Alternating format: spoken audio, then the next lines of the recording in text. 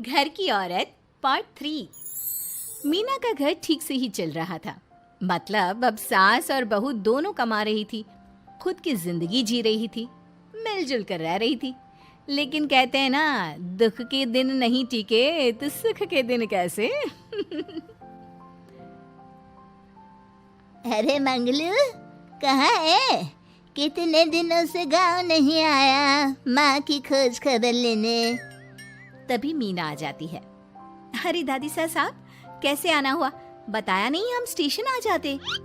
ये बोलते हुए मीना अपनी दादी सास के पैर छूने के लिए झुकती है कि दादी सास जोर की लात मारती है। बड़ी आई, कैसे आना हुआ? मेरे पति का मकान है ये। और तेरे बाप ने क्या दिया जो तू पूछ रही है, हैं? और ये क्या पहना है? न साड़ी न सर पर पल्लू, बात बात पर जबान खुलती है। दादी सास बोलना रोक ही नहीं रही थी। मीना को गुस्सा आने ही वाला होता है कि उसकी सास आ जाती है। क्या बात है मीना, कौन चिल्ला रहा है? मैं हूँ मंगलू की दुल्हन। बहुत चपर चपर कर रही है ये मीना बहू। इसकी जुबान पर लगाम लगवा ले। मम्मी जी, मेरी बहू है, घोड़ा थोड़ी ना है जो लगाम लगवा दूं। तभी वहां मंगलू यानी कि मीना का ससुर आ जाता है और मीना की सास को एक जोर का तमाचा लगा देता है।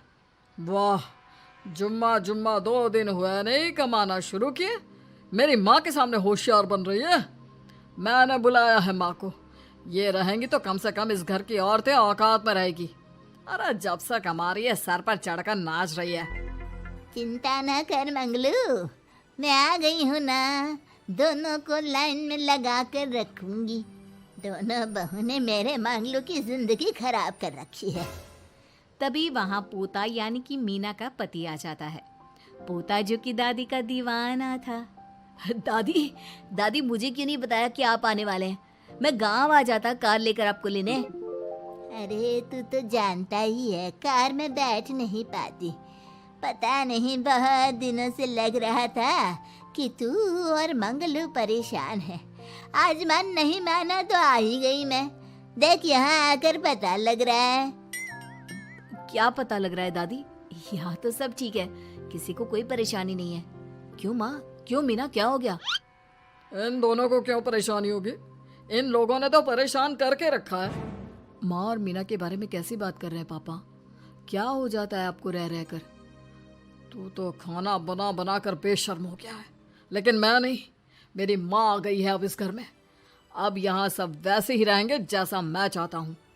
देख मंगलू, तेरी बहू काम करती है तो मुझे कोई लेना देना नहीं है, लेकिन मेरी बहू कोई दर्जी का काम नहीं करेगी, साफ साफ बोल रही हैं। लेकिन दादी साहब, वो तो बहुत अच्छा बुटीक चला रही हैं। बहुत अच्छा चला रही है, लेकिन हम लोगों ने अपने घर की बहू से ना काम नहीं करवाना। अरे इसके बाप को शादी के वक्त ही बोल दिया था। और इसके बाप जिन्होंने दहेज में एक साइकिल दी थी ना, कैसे हाथ जोड़कर कह रहा था, मेरी बेटी आपके घर आ गई, इससे सौभाग्य कुछ नहीं। अब देखो इसकी बेटी, बहू आ जाने के बाद सर पर चढ़ रही है मेरे मंगलू के। मीना जो कि सास की बुराई सुनकर परेशान हो जाती है। दादी सा छोटा मुंह बड़ी बात। लेकिन क्या पिताजी ने आपको बताया नहीं? सासू माँ ने अपने पैसे से ससुर जी के जन्मदिन में कार दी थी। ससुर जी इतने साल से स्कूटर से जाते थे, अब कार से जाते हैं। क्यों ससुर जी, बताया नहीं आपने? क्यों रे मंगलू, कार ले ली तूने? मुझे तो तू पैसे भी नहीं भेज रहा। 2 महीने से कैसे कैसे दिन काट रही थी और तू यहाँ कार से घूम रहा है। आप भी सासू माँ को अपने बैंक अकाउंट की डिटेल दे दीजिए दादी सा, वो डाल दिया करेंगी पैसे आपके अकाउंट में। क्यों सासू माँ? मंगलू यानी कि मीना का ससुर, जिसने अपनी माँ को गांव से सिर्फ अपनी बीवी को लगाम लगाने के लिए बुलाया था, ये सब देखकर जोर से चिल्लाता है। मीना बहू, चलो दादी सास आई है, यह नहीं कि खाने पीने का इंतजाम करे। अरे माँ, तू भी किन लोगों की बात में आ रही है? चल मेरे साथ मेरे कमरे में चल। ससुर अपनी माँ को लेकर कमरे में चला जाता है और दोनों बैठकर वैसे ही पंचायत शुरू कर देते हैं जैसे कोई बहू अपनी माँ से सास की बुराई कर रही हो। देख मंगलू, गलती तो तेरी ही है जो तूने घर की जनानियों को काम के लिए बाहर निकाला। दूसरे तेरे पापा को देखा था, कभी मुझसे फालतू बोलते। अरे मरते दम तक तेरा बाप मेरी मुट्ठी में रहा है, यही सिखाया था मैंने तुझे। क्या बोलूं माँ, जब से ये मीना बहू घर आई है ना, इसने घर का सारा इतिहास भूगोल बदल कर रख दिया है। उस तितली से तो मैं बाद में निपटूंगी, पहले तेरी वाली को तो ठीक कर दूं। अरे बहू क्या आ गई, खुद को टाटा अंबानी समझने लगी है। माँ देख, जो भी हो, इस बात को याद रखना कि हमारे घर की परंपरा क्या है। औरतों का औकात में रहना जरूरी है। अरे बहू के साथ मिलकर माँ ये बात उड़ती रहती है। बेटा देख, गलती तो तेरी भी है, क्यों तूने इसे काम करने की छूट दी। मारना भी कम कर दिया है तूने इसे, वरना पहले आती थी तो बहू का कोई ना कोई हिस्सा सूजा हुआ या काला ही दिखता था। देखकर तसल्ली मिलती थी कि तूने कंट्रोल कर रखा है। इस बार तो काला और सूजा छोड़, अच्छी खासी चमकती दिख रही है ये। अब क्या बताऊं माँ, गलती तो हो गई है। हाँ, वो कार देखकर पिघल गया होगा ना तू। अरे बेटा, औरतों को मुट्ठी में रखा कर। शान की साइकिल ज्यादा अच्छी कुत्ता बनकर कार चलाने से, समझा। मीना का ससुर अपनी माँ की बात को सुन रहा था। बस माँ, जो गलती हो गई मिट्टी डाल उस पर। अब बस तू ना घर पहले जैसा करके जाना। ये सब ना बहू का किया धरा है, समझी। मतलब बहू को ठीक करना है तो बहू की बहू को लगाम लगाना होगा, ठीक है। दोनों माँ बेटा बातें करके सो जाते हैं। सोने के बाद अगली सुबह मंगलू की बीवी यानी कि मीना की सास, माँ जी उठिए, ये लीजिए गर्म पानी और ये दादुन। चलिए तो याद रहा तुझे, वरना मैंने तो सोचा था कि बहू के चक्कर में पागल ही हो गई होगी बिल्कुल। अरे बहू के चक्कर में पागल होने का क्या मतलब होता है माँ जी। उसने मुझे मेरे पैरों पर खड़ा होना सिखाया है। मैं तो कहती हूँ उसके जैसी मेरी बेटी होती ना तो शायद मैं बहुत पहले जीवन का मतलब समझ चुकी होती। तो दादी सास को समझ में आ जाता है कि सारा मामला मीना पर जाकर ही ठीक होगा। वो सोच लेती है कि अपनी बहू को छोड़कर पहले मीना को सही करना है। फिर अगले रोज, अरे मेरे पोते के पास तो मेरे पास बैठने का वक्त भी नहीं है, हैं? अरे कैसी बात करती है दादी, तेरे लिए तो मैं नौकरी भी छोड़ दूं। नौकरी नहीं, तू ना बीवी छोड़ दे, खुश हो जाऊंगी मैं। नीरज हैरान हो जाता है कि उसने तो मजाक किया था। दादी ये क्या बोल रही है? कैसी बात कर रही हो दादी, मीना ने तो सारा घर संभाला हुआ है। पहले तो घर गिरा जा रहा था ना। तेरी मीना के आने के पहले ना घर में चूल्हा जल रहा था, ना कोई रोटी खा रहा था, क्यों? नीरज को दादी बीवी के खिलाफ खूब कान भरती है। तू सही कह रही है दादी, औरत पैर की जूती और हाथ की मुट्ठी में ही ठीक लगती है। मीना ने ना सिर्फ घर का माहौल बिगाड़ा, माँ को भी पिताजी की इज्जत करनी छुड़वा दी। अब ठीक बोल रहे हो, घर को बिगाड़ने की मेन जिम्मेदार तो मीना ही है दादी। अभी उसे ठीक किए देता हूँ।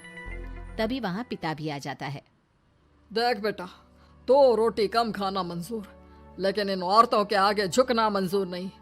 तेरी दादी ने घर की परंपरा बनाकर रखी, मजाल कि मेरा बाप मेरी माँ के सामने कुछ कह लेता। पर पापा एक बात पूछनी थी। रहने बेटा, तू ना कंफ्यूज है जीवन में, तू ना कंट्रोल कर पाएगा अपनी जनानी को। मंगलू, मेरी तो टिकट ही करा दे गाँव की। तुम लोगों के घर तो मर्दों की कोई इज्जत ही ना है, और ये मेरे घर की परंपरा ना है, मैं चली। अरे ना ना दादी, मैं तो बस देख अब मैं कैसे कंट्रोल करता हूँ इसे कल। फिर अगले रोज मीना ऑफिस के लिए तैयार हो रही थी कि देख मीना, आज मेरे दफ्तर से कुछ लोग खाने के लिए आ रहे हैं, तो शाम के खाने में। लेकिन आज तो मेरी मीटिंग है, फिर घर आने में मुझे देर हो जाएगी। तो मैं क्या करूं? बोला ना शाम को खाना बनाना है तो बनाना है, समझी। मीना को पति की बात अजीब लगती है, पर वो दादी सास के सामने कोई भी ड्रामा क्रिएट करना नहीं चाहती थी। ठीक है, मैं शाम को जल्दी आ जाऊंगी। अच्छा क्या खाना है प्लीज जल्दी से बता दीजिए। पर बेटा तू तो बहू सास को चुप रहने का इशारा करती है, लेकिन पोते को तो लड़ना था। वो मीना पर जोर से चिल्लाता है, मीना देख, ज्यादा हीरोइन मत बन। आज ऑफिस जा रही है तो जा, लेकिन सुन, तुरंत रिजाइन देकर घर आ जाना। ना मुझे तेरी कमाई चाहिए, ना ही तेरी नसीहत। आज से घर में वही होगा जो मैं चाहूंगा, समझी? अरे कैसे लैंग्वेज बोल रहे हो? ये तुम्हारी बोली नहीं है। कौन सिखा रहा है तुम्हें? तभी दादी सास आ जाती है। क्या बोलना चाह रही है बहू? मैं मुन्ने के कान भर रही हूँ, हैं? हाँ, मुझे तो यही लग रहा है, वरना हम लोगों का घर अच्छे से चल रहा था। सभी मिलजुल कर एक दूसरे को इज्जत देकर रह रहे थे। लेकिन अब तभी मीना को उसका पति जोर से डांटता है। सास बेटी बहू की लड़ाई को बर्दाश्त नहीं कर पाती। देख नीरज, बहू को डांटना या फिर बहू के साथ गलत व्यवहार, ये सब मुझसे बर्दाश्त नहीं होगा। वाह रे वाह, सारी जिंदगी जो पति की डांट और मार खाती रही, अब बहू को थोड़ी सी डांट क्या पड़ी, गुस्सा आ गया। हाँ माँ, क्या हो गया? मैंने तो मीना को कहा कि देख नीरज, मेरी बहू को कुछ नहीं कहेगा तू।